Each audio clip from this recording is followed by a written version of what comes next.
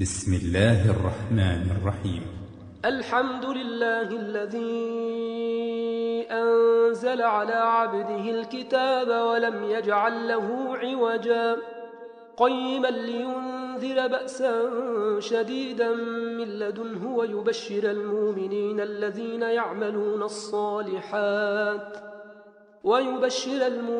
الذين يعملون الصالحات أن لهم أجرا حسنا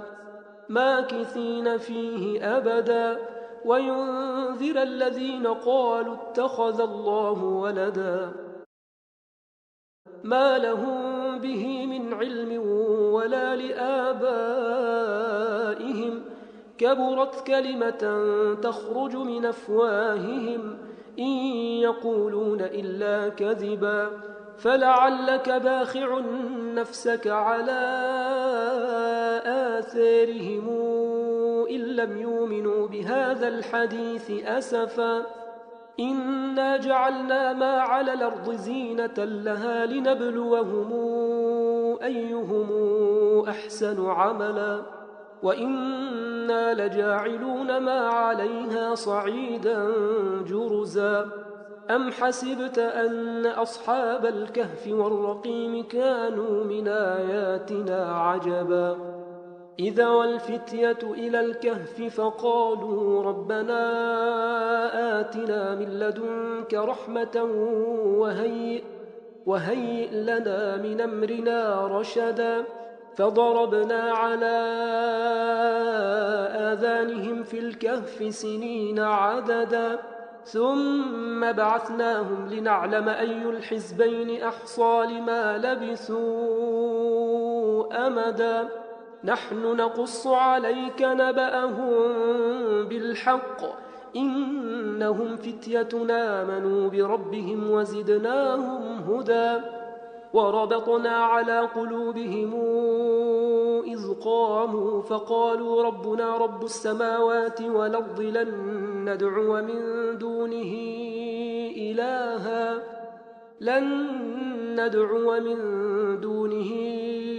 إلها لقد قلنا إذا شططا هؤلاء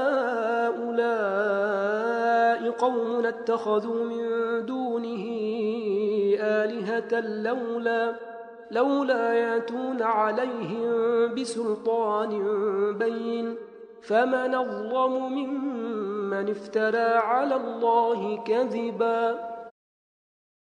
وإذ اعتزلتموهم وما يعبدون إلا الله فأووا إلى الكهف ينشر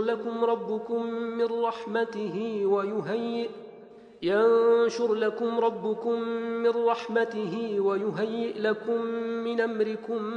مرفقا وترى الشمس إذا طلعت تزاور عن كهفهم ذات اليمين وإذا غربت تقرضهم ذات الشمال وهم في فجوة منه ذلك من آيات الله من يهد الله فهو المهتد ومن يضلل فلن تجد له وليا مرشدا وتحسبهم أيقاظا وهم رقود ونقلبهم ذات اليمين وذات الشمال وكلبهم باسط ذراعيه بالوصيد لو اطلعت عليهم لوليت منهم فرارا ولملئت منهم رعبا وكذلك بعثناهم ليتساءلوا بينهم قال قائل منهم كم لبثتم قالوا لبثنا يوما أو بعض يوم قالوا ربكم أعلم بما لبثتم فابعثوا أحدكم بورقكم هذه إلى المدينة فلينظر أيها أزكى طعاما فلياتكم برزق منه وليتلطف ولا يشعرن بكم أحدا إنهم إن يظهروا عليكم يرجموكم أو يعيدوكم في ملتهم ولن تفلحوا إذا أبدا. وكذلك أعثرنا عليهم ليعلموا أن وعد الله حق وأن الساعة لا ريب فيها، إذ يتنازعون بينهم أمرهم فقالوا ابنوا عليهم بنيانا ربهم أعلم بهم. قال الذين غلبوا على أمرهم لنتخذن عليهم مسجدا سيقولون 3 رابعهم كلبهم ويقولون 5 سادسهم كلبهم رجما بالغيب ويقولون 7 وثامنهم كلبهم قل ربي أعلم بعدتهم ما يعلمهم إلا قليل فلا تمار فيهم إلا مراء ظاهرا ولا تستفت فيهم منهم أحدا ولا تقولن لشيء إني فاعل ذلك غدا إلا أن يشاء الله واذكر ربك إذا نسيت وقل عسى أن يهديني ربي لأقرب من هذا رشدا ولبثوا في كهفهم 300 سنين وازدادوا 9 قل الله أعلم بما لبثوا له غيب السماوات والأرض أبصر به وأسمع ما لهم من دونه من ولي ولا يشرك في حكمه أحدا واتل ما أوحي إليك من كتاب ربك لا مبدل لكلماته ولن تجد من دونه ملتحدا واصبر نفسك مع الذين يدعون ربهم بالغداة والعشي يريدون وجهه ولا تعد عيناك عنهم تريد زينة الحياة الدنيا ولا تطع من اغفلنا قلبه عن ذكرنا واتبع هواه وكان أمره فرطا وقل الحق من ربكم فمن شاء فليؤمن ومن شاء فليكفر إنا أعتدنا للظالمين نارا حاط بهم سرادقها وإن يستغيثوا يغاثوا بماء كالمهل يشوي الوجوه بئس الشراب وساءت مرتفقا إن الذين آمنوا وعملوا الصالحات إنا لا نضيع أجر من أحسن عملا أولئك لهم جنات عدن تجري من تحتهم الأنهار يحلون فيها من أساور من ذهب ويلبسون ثيابا خضرا من سندس واستبرق متكئين فيها على الأرائك نعم الثواب وحسنت مرتفقا واضرب لهم مثل الرجلين جعلنا لأحدهما جنتين من أعناب وحففناهما بنخل وجعلنا بينهما زرعا كلتا الجنتين آتت أكلها ولم تظلم منه شيئا وفجرنا خلالهما نهرا وكان له ثمر فقال لصاحبه وهو يحاوره أنا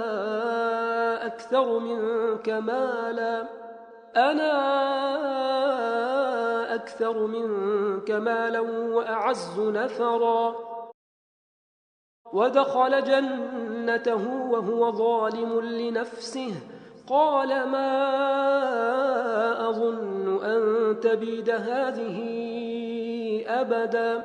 وما أظن الساعة قائمة ولئن رددت إلى ربي لأجدن خيرا منهما منقلبا قال له صاحبه وهو يحاوره أكفرت بالذي خلقك من تراب ثم من نطفة ثم سواك رجلا لكن هو الله ربي ولا أشرك بربي أحدا ولولا إذ دخلت جنتك قلت ما شاء الله لا قوة إلا بالله إن ترني أنا أقل منك مالا وولدا فعسى ربي أن يؤتيني خيرا من جنتك ويرسل عليها حسبانا من السماء فتصبح صعيدا زلقا أو يصبح ماؤها غورا فلن تستطيع له طلبا وأحيط بثمره فأصبح يقلب كفيه على ما أنفق فيها وهي خاوية على عروشها ويقول يا ليتني لمشرك بربي أحدا ولم تكن له فئة ينصرونه من دون الله وما كان منتصرا هنالك الولاية لله الحق هو خير ثوابا وخير عقبا واضرب لهم مثل الحياة الدنيا كماء أنزلناه من السماء فاختلط به نبات الأرض فأصبح هشيما تذروه الرياح وكان الله على كل شيء مقتدرا المال والبنون زينة الحياة الدنيا والباقيات الصالحات خير عند ربك ثوابا وخير نملا ويوم نسير الجبال وترى الأرض بارزة وحشرناهم فلم نغادر منهم أحدا وعرضوا على ربك صفا لقد جئتمونا كما خلقناكم أول مرة بل زعمتم أن لن نجعل لكم موعدا ووضع الكتاب فترى المجرمين مشفقين مما فيه ويقولون يا ويلتنا ما لهذا الكتاب لا يغادر صغيرة ولا كبيرة إلا أحصاها ووجدوا ما عملوا حاضرا ولا يظلم ربك أحدا وإذ قلنا للملائكة اسجدوا لآدم فسجدوا إلا إبليس كان من الجن ففسق عن أمر ربه أفتتخذونه وذريته أولياء من دوني وهم لكم عدو بئس للظالمين بدلا ما أشهدتهم خلق السماوات والأرض ولا خلق أنفسهم وما كنت متخذ المضلين عضدا ويوم يقول نادوا شركائي الذين زعمتم فدعوهم فلم يستجيبوا لهم وجعلنا بينهم موبقا ورأى المجرمون النار فظنوا أنهم واقعوها ولم يجدوا عنها مصرفا ولقد صرفنا في هذا القرآن للناس من كل مثل وكان الإنسان أكثر شيء جدلا وما منع الناس أن يؤمنوا إذ جاءهم الهدى ويستغفروا ربهم إلا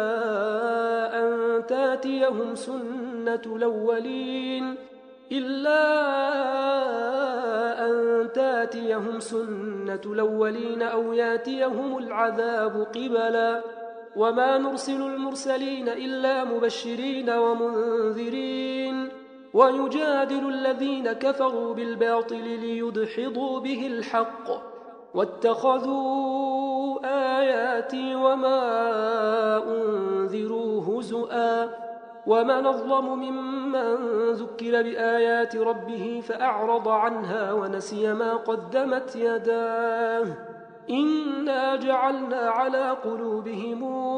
أكنة أن يفقهوه وفي آذانهم وقرا وإن تدعهم إلى الهدى فلن يهتدوا إذا أبدا وربك الغفور ذو الرحمة لو يواخذهم بما كسبوا لعجل لهم العذاب بل لهم موعد لن يجدوا من دونه موئلا وتلك القرى أهلكناهم لما ظلموا وجعلنا لمهلكهم موعدا وإذ قال موسى لفتاه لا أبرح حتى أبلغ مجمع البحرين أو أمضي حقبا فلما بلغا مجمع بينهما نسيا حوتهما فاتخذ سبيله في البحر سربا فلما جاوزا قال لفتاه آتنا غداءنا لقد لقينا من سفرنا هذا نصبا قال أرايت إذا وينا إلى الصخرة فإني نسيت الحوت وما أنسانيه إلا الشيطان أن أذكره واتخذ سبيله في البحر عجبا قال ذلك ما كنا نبغ فارتدا على آثارهما قصصا فوجدا عبدا من عبادنا آتيناه رحمة من عندنا وعلمناه من لدنا علما قال له موسى هل اتبعك على أن تعلمني مما علمت رشدا قال إنك لن تستطيع معي صبرا وكيف تصبر على ما لم تحط به خبرا قال ستجدني إن شاء الله صابرا ولا أعصي لك أمرا قال فإن اتبعتني فلا تسألني عن شيء حتى أحدث لك منه ذكرا فانطلقا حتى إذا ركبا في السفينة خرقها قال أخرقتها لتغرق أهلها لقد جئت شيئا إمرا قال ألم قل إنك لن تستطيع معي صبرا قال لا تواخذني بما نسيت ولا ترهقني من أمري عسرا فانطلقا حتى إذا لقيا غلاما فقتله قال أقتلت نفسا زاكية بغير نفس لقد جئت شيئا نكرا قال ألم قل لك إنك لن تستطيع معي صبرا قال إن سألتك عن شيء بعدها فلا تصاحبني قد بلغت من لدني عذرا فانطلقا حتى إذا أتيا أهل قرية استطعما أهلها فأبوا أن يضيفوهما فوجدا فيها جدارا يريد أن ينقض فأقامه قال لو شئت لاتخذت عليه أجرا قال هذا فراق بيني وبينك، سأنبئك بتاويل ما لم تستطع عليه صبرا. أما السفينة فكانت لمساكين يعملون في البحر فأردت أن أعيبها وكان وراءهم ملك يأخذ كل سفينة غصبا. وأما الغلام فكان أبواه مؤمنين فخشينا أن يرهقهما طغيانا وكفرا، فأردنا أن يبدلهما ربهما خيرا منه زكاة وأقرب رحما.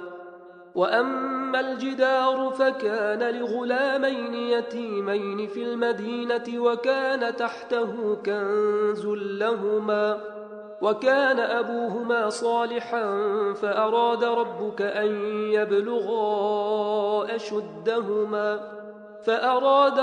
أن يبلغا أشدهما ويستخرجا كنزهما رحمة من ربك وما فعلته عن أمري، ذلك تاويل ما لم تسطع عليه صبرا. ويسألونك عن ذي القرنين، قل سأتلو عليكم منه ذكرا. إنا مكنا له في الأرض وآتيناه من كل شيء سببا، فاتبع سببا حتى إذا بلغ مغرب الشمس وجدها تغرب في عين حمئة ووجد عندها قوما. قلنا يا ذا القرنين إما أن تعذب وإما أن تتخذ فيهم حسنا. قال أما من ظلم فسوف نعذبه ثم يرد إلى ربه فيعذبه عذابا نكرا. وأما من آمن وعمل صالحا فله جزاء الحسنى وسنقول له من أمرنا يسرا. ثم اتبع سببا حتى إذا بلغ مطلع الشمس وجدها تطلع على قوم لم نجعل لهم من دونها سترا، كذلك وقد حطنا بما لديه خبرا. ثم اتبع سببا حتى إذا بلغ بين السدين وجد من دونهما قوما لا يكادون يفقهون قولا. قالوا يا ذا القرنين إن ياجوج وماجوج مفسدون في الأرض فهل نجعل لك خرجا على أن تجعل بيننا وبينهم سدا. قال ما مكني فيه ربي خير فأعينوني بقوة نجعل بينكم وبينهم ردما. آتوني زبر الحديد حتى إذا ساوى بين الصدفين قال انفخوا، حتى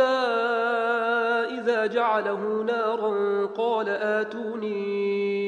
أفرغ عليه قطرا، فما استطاعوا أن يظهروه وما استطاعوا له نقبا. قال هذا رحمة من ربي فإذا جاء وعد ربي جعله دكا وكان وعد ربي حقا. وتركنا بعضهم يومئذ يموج في بعض ونفخ في الصور فجمعناهم جمعا وعرضنا جهنم يومئذ للكافرين عرضا. الذين كانت أعينهم في غطاء عن ذكري وكانوا لا يستطيعون سمعا. أفحسب الذين كفروا أن يتخذوا عبادي من دوني أولياء إنا أعتدنا جهنم للكافرين نزلا. قل هل ننبئكم بالأخسرين أعمالا الذين ضل سعيهم في الحياة الدنيا وهم يحسبون أنهم يحسنون صنعا أولئك الذين كفروا بآيات ربهم ولقائه فحبطت أعمالهم فلا نقيم لهم يوم القيامة وزنا ذلك جزاؤهم جهنم بما كفروا واتخذوا آياتي ورسلي هزؤا إن الذين آمنوا وعملوا الصالحات كانت لهم جنات الفردوس نزلا خالدين فيها لا يبغون عنها حولا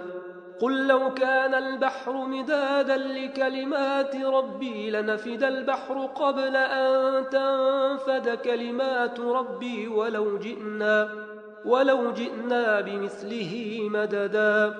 قل إنما أنا بشر مثلكم يوحى إلي أنما إلهكم إله واحد فمن كان يرجو لقاء ربه فليعمل عملا صالحا ولا يشرك بعبادة ربه أحدا